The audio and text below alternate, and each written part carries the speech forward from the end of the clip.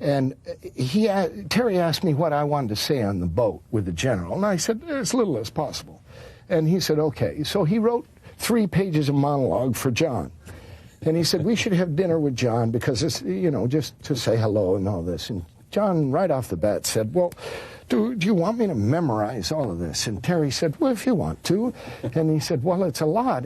Could I use cue cards? And Terry said, if you want to, it's all right.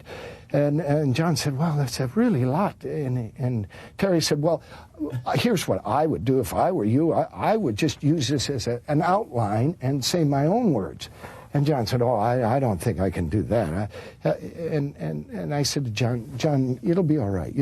So when we went to shoot it, John, a couple of takes, it took him to get in the rhythm, and boom, he went right through it. He did it wonderful, and we shot for 3 hours. And Terry said, well, I think we've got it. So the next day we're on the boat, both John and I. We have one more date on the boat. And as we're going in, Terry said to us, let's go upstairs and revisit that scene we shot.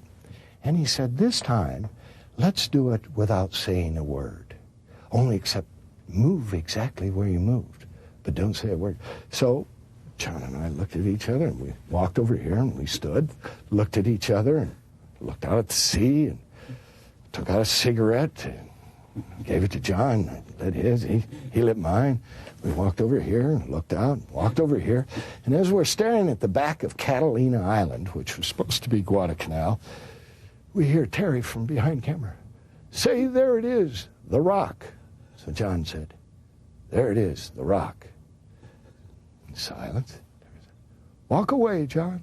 John walked away. That was the scene.